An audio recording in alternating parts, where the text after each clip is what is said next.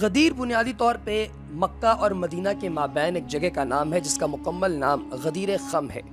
دوستو، اللہ کے رسول صلی اللہ علیہ وآلہ وسلم نے حجۃ الوداع سے واپسی کے موقع پر ایک خطبہ دیا تھا کہ جس میں حضرت علی رضی اللہ تعالی عنہما کی فضیلت بیان کی۔ بعض جہلاء نے اس خطبے کو بنیاد بنا کر یہ جھوٹ پھیلا دیا کہ یہ حضرت علی رضی اللہ تعالی عنہ کو امام اور خلیفہ مقرر کرنے کا خطبہ تھا۔ حالانکہ اس خطبے کا مقصد لوگوں کے دلوں سے حضرت علی رضی اللہ تعالی عنہ کے بارے منفی جذبات کو ختم کرنا اور ان کی محبت اور مودت پیدا کرنا تھا۔ ہم اس خطبے کے سبب کو بیان کریں گے کہ جس کے بغیر اس خطبے کو سمجھنا بالکل بھی ممکن نہیں ہے۔ اگر آپ کسی واقعے میں سے اس کے سبب کو نکال دیں تو آپ کبھی بھی اس واقعے کی حقیقت تک نہیں پہنچ پاتے، اور جب آپ واقعے کا اصل سبب نقل نہ کریں گے تو پھر آپ اس واقعے کا سبب جو ہے وہ گھڑ لیں گے، اور یہاں ہی سے آپ حقیقت کا چہرہ مسخ کرنا شروع کر دیں۔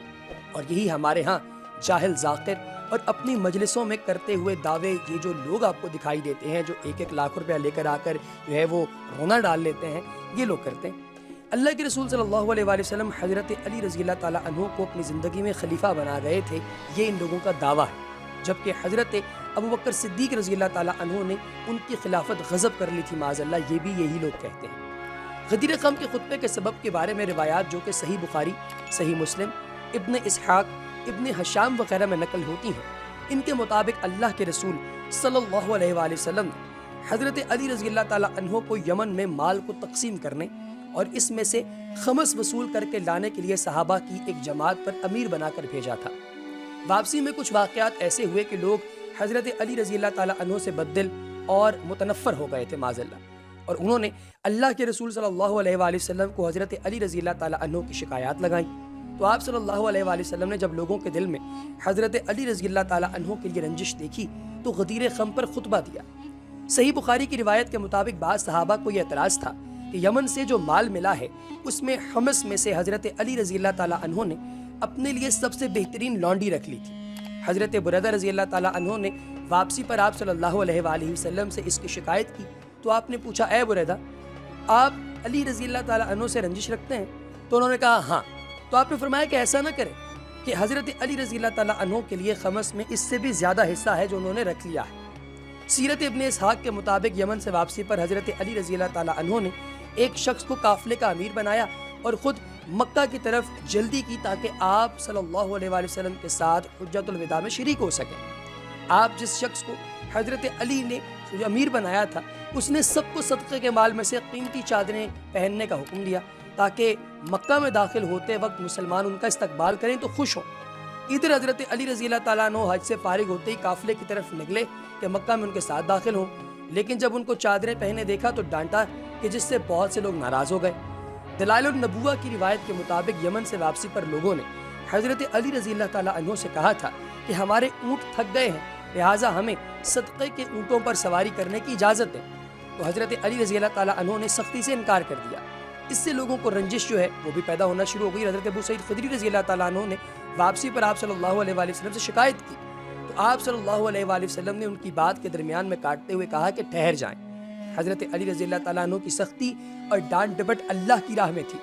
ابو سعید خدری رضی اللہ تعالیٰ عنہ کہتے ہیں کہ اس کے بعد میں نے ان سے کبھی رنجش محسوس نہیں کی۔ بس اس قسم کے واقعات میں جب اللہ کے رسول صلی اللہ علیہ وآلہ وسلم نے بعض صحابہ کے دلوں میں حضرت علی رضی اللہ تعالیٰ عنہ کے بارے رنجش محسوس کی تو واپسی پر غدیر خم پر خطبہ دیا اور اہل بیت سے محبت رکھنے کا حکم دیا کہ جس کے بعض جاہل لوگوں نے امامت اور خلافت کی بنیاد بنا کر اس کو پیش کرنا شروع کر دیا اور شیخین کو غاصب قرار دے کر اپنی عاقبت خراب کرنے لگے، معاذ اللہ۔ اس خطبے میں جو باتیں نقل ہوئی ہیں ان کا خلاصہ یہ ہے کہ آپ صلی اللہ علیہ وآلہ وسلم نے یہ فرمایا کہ جس کا میں مولا ہوں علی اس کا مولا ہے، یعنی میں جس کا محبوب ہوں علی اس کا محبوب ہے۔ جو مجھ سے محبت کا دعویٰ رکھتا ہے وہ علی سے بھی محبت رکھے، جو مجھے محبوب رکھتا ہے وہ علی کو بھی محبوب بنا لے۔ اور دوسرا یہ فرمایا کہ دیکھو میں اپنے اہل بیت کے بارے میں تمہیں اللہ سے ڈراتا ہوں، یعنی ان سے زیادتی نہ کرنا، ان سے دشمنی اور عداوت نہ رکھنا۔ بس اہل بیت سے دشمنی اور عداوت رکھنا اور ان سے ظلم و زیادتی کرنا یہ ایمان کے منافی ہے،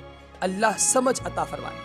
دوستو، اس کے حوالے سے کافی سارے سوالات جو ہیں وہ بھی کیے جاتے ہیں۔ مثال کے طور پہ علامہ ابن کثیر رحمۃ اللہ تعالیٰ علیہ اپنی تصنیف السیرۃ النبوہ میں اس کے بارے میں کھل کر جو ہے وہ کافی ساری بات کرتے ہیں، یوں رقم تراز ہیں کہ ذی الحج کا مہینہ تھا، اس ماہ کی 18 تاریخ تھی، اتوار کا دن تھا، اور نبی پاک علیہ الصلوۃ والسلام نے اس موقع پر ایک عظیم الشان خطبہ ارشاد فرمایا، اور اس میں حضرت علی المرتضیٰ شیر خدا رضی اللہ تعالیٰ عنہ آپ کو جو ہے آپ کے فضائل کی بنیاد پر کمال، امانت و دیانت، عدل و انصاف کے حوالے سے لوگوں کے سامنے آپ کی حقیقت بیان کی، اور لوگوں کو کہا کہ جس کا میں مولا اس کا علی مولا، جس کو آپ جگہ جگہ سنتے ہیں کوٹ ہوتا ہوا، من کنتو مولا فحاذ علی مولا۔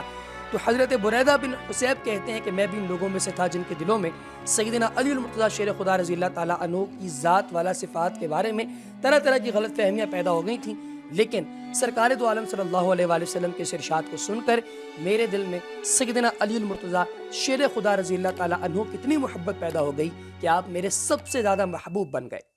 آپ جن لوگوں نے شکایات کی تھیں وہ مطمئن ہو گئے، اور یہ اس سارے واقعے کا پس منظر۔